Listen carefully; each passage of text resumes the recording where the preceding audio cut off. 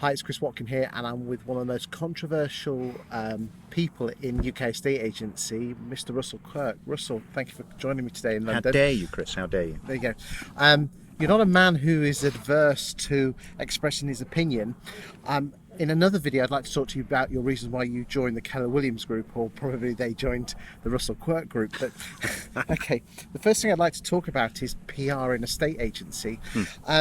You're still keeping that business going from obvious reasons. Very much so, yeah. If you don't mind me saying, your own personal views, specifically politically, and I don't want to actually talk about what those views are or get into the minutiae of whether they're right or wrong, but you are very, very polarised with your opinion when it comes to the B word. Has that had any effect on you attracting clients?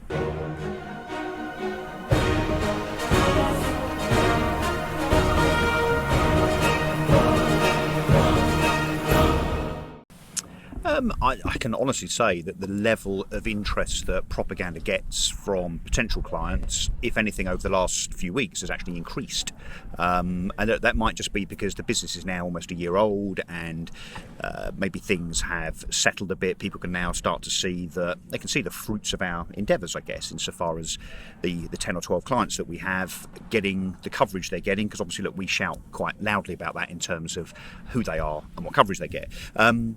I guess that my view is that if you choose a supplier on the basis of them being a Remainer or a Leaver, and you would not choose someone that has a slightly different political view to you, I think that would be really naive. So look, I've been in politics. I was a councillor for 8 years, and look, yeah, apparently I'm known for being opinionated and outspoken and so on. I simply speak my mind, and I just don't think enough people do that, either in politics, notwithstanding the last few weeks actually. Certainly the parliamentary shenanigans of late, but I just believe in telling it how it is, not being two-faced and having an opinion, having the courage of your convictions. I actually think that propaganda clients really appreciate the fact that not only is that very straightforward and honest, but actually, inarguably, it also then gains engagement, followers, and so on, whether you agree with me or not. And then look, there's a lot of people in the industry that I'm vehemently on the opposite side to, like our good friend Simon Whale. Love me to bits. But so do I. It's not nasty. I mean, look, it's not his fault he's wrong on his political view. Bless him. But no, look, it's good-natured, it's healthy debate, and I think, look, it helps to elevate individuals, and certainly that's proven correct from a propaganda point of view. So therefore would you say, without mentioning any names, that probably a lot of PR in the estate agency business is too vanilla? Or the people themselves, or is it nothing to do with the people concerned? It's the results that you as a PR person gets for your client. Well, look, I'm not sure there's ever been a kind of sophisticated kind of PR effort in a estate agency, really. So you've had the really good work that John Wrigglesworth did, for instance. He obviously sold Wrigglesworth to Instinctive 3-4 years ago. John's a legend. John's amazing. But that wasn't. That was, I guess, unopinionated, but very clever, very creative, and so on. But I think what we're seeing now is the need for, and I know we'll come on to the Keller thing in another video, but the need for kind of personal brand. And I think that brand awareness, brand kind of exposure, I think, look, we're moving away from a time when it was about Bear Stewe's being the brand or Foxton's being the brand. We're in an age of personal brand. Social media has allowed that to happen. So, and look, that of all people.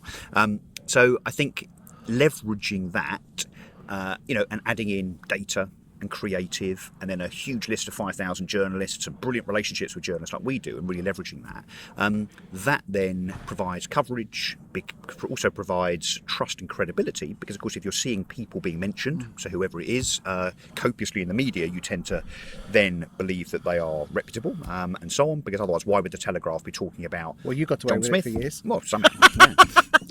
One of life's mysteries, one of the industry's mysteries. Because it's interesting that people came, when you were at eMove, you almost became the voice of the estate agency industry, didn't you? By de facto, that the journalists came to you Didn't But they? yeah, That's not a criticism. No, It's just- and look, and maybe that is because industry figures didn't put themselves out there. Look, there's a lot of CEOs that don't want to stand up and do this kind of stuff. They don't want to be on the radio. They don't want to be on the TV. They don't want to do panels and speeches. I kind of like it, because maybe I like the sound of my own voice too much. But so yeah, look, it's.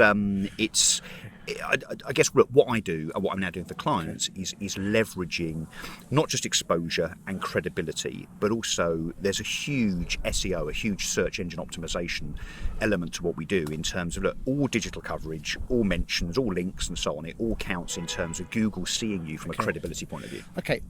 Who do you look up to in this estate agency property business who is not a client of yours? Look, it sounds glib to say that I'm not sure I have. I don't think I have specific idols, to be honest. Not necessarily idols, but people you think, well, they're doing a good job.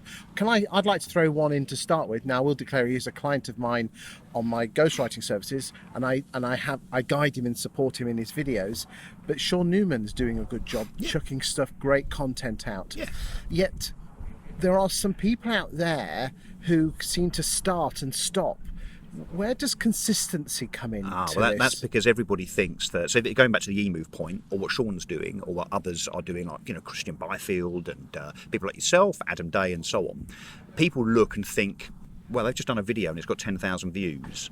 That Russell fella keeps ending up on Talk Radio and LBC. Well, okay, I'll have a go at that. And 3 or 4 weeks later, after trying, and it doesn't miraculously come together with some kind of magic wand or silver bullet, they give up. It's taken me, regardless of what you think about me, it's taken me 5... Well, I love you to bits, if you don't mind me saying. Thank you. It's taken 5 years to get to a point where journalists will call me and text me and they'll ask for opinion, or now they come to me and say, have you got a client that can talk to me about the London housing market, or buy-to-let, or mortgages, or what the government's just announced, or what the Labour Party just announced. It takes a long time, but once you get there and you maintain it, then you end up with that kind of that not figurehead aspect, but you end up with a profile and cut through that really helps you as an individual, your brand and so on. And again, the SEO stuff from a Google perspective. Okay, so what advice? Okay, let's get some value out of you for free. Really? Yeah, afraid so. Okay. Let's just assume that they don't want to employ you or can't afford you for whatever reason. What you're telling me is that they have to play the long game, which most agents just simply don't play. But let's assume they get the long game. What do they need to do themselves to get to that point where in 5 years' time they're the local property expert in their town or their region? So you have to have, you have to have a bit of a broader expertise around property than just local prices, I think. Yes. You have to know what's happening economically, you have to have an understanding of what's happening politically. Most of the questions I'm getting asked at the moment are not what house price is doing in Brentwood, but it's what's going to happen if we crash out on October the 31st, what's going to happen if we stay, what's going to happen if there's a general election, is there a chance that Jeremy Corbyn becomes Prime Minister? What does that do for the property market and the wider economy? So you have to have a wider expertise, first of all. So the numbers, the pound notes figures, are almost the result. You need to know what causes those numbers. You have to be, and look, I'm not an economist by any stretch, but you have to kind of understand cause and effect and political and economic effect on house prices. But you've also got to have, you've got to have the bravery to do this kind of stuff. It's almost tall poppy syndrome, stand above the parapet. Yeah, but as I said, there's a lot of people that are not comfortable walking into Talk Radio studio and being confronted by Julia Hartley-Brewer for half an hour, or James Max, or Nick Ferrari. It can be a very, very daunting thing, particularly if they're on the other side of you, insofar as you're saying, I think Sadiq Khan's rent cap idea is absolutely preposterous and is going to be incredibly counterproductive with horrible unintended consequences. When that £1 million a year kind of tried and tested journalist then says, well, actually, I think you're wrong, because, look, you've got to kind of stand up for yourself. That's not for everybody. And the other thing is accessibility. The amount of people that I know that have had opportunities to go on Radio 5 Live at 5 a.m. or to be at BBC Broadcasting House at 10 p.m. or to drop everything because BBC Essex want to stick a microphone in front of you in 15 minutes' time. A lot of people just don't do that. I've learned to be a media whore, really, and to be kind of accessible. And that goes a long way with journalists, where they know that they can text you or ring you, and 9 times out of 10 you're available for them. Okay, coming back to this, to playing the long game. I mean, let's be honest. Being on the Nick Ferrari show is going to be quite high up. You've got to earn that way. So the first thing is, what do they need to do? Start talking to their local journalists. Yeah. What, and suggesting topics, or just saying I'm here for you? So I got onto BBC Essex some years ago to do their paper review by literally Googling who the person was that was responsible for the paper review, the producer that dealt with that. I think it was Rob Jelly at BBC Essex, and I just rang him. And I just said, look, not just for property, but can I come on and talk about local news, current affairs, papers? And they said, yeah, fine, come and give it a go. I did, and I did the paper review every 2 or 3 weeks then for ages. How did you get over that fear of being public? Because a lot of CEOs and bosses don't want to be in the limelight because they might want to look prats. How did you get over that fear? Well, just don't be a prat. I mean, it says he. No, you look. If it's not for you, I think you can kind of learn it, and I guess you can. It's definitely a case that the more you do it, the easier it gets. But if you think you're going to crumble, you're going to freeze, you're going to choke. Yes. I think better not to do it, frankly, than to choke. And actually, look, again, I'm not selling the whole propaganda thing, but a decent PR agency will be your representative. So I've done many spots for people like Springbok and others, clients of ours, where I've been the spokesperson because, it's just so happened that I'm available and perhaps the CEO wasn't. So you don't have to do it yourself. And it doesn't have to be broadcast, don't forget. This can be print and digital, where you might send an email into your local newspaper and say, look, I'm the local property expert. This is some research I've done. I don't know what you think about it, but either contact me about this particular bit of research on the local area. I don't know, house prices here versus neighbouring towns are up. Yes. Disproportionately to everywhere else. Isn't everything great?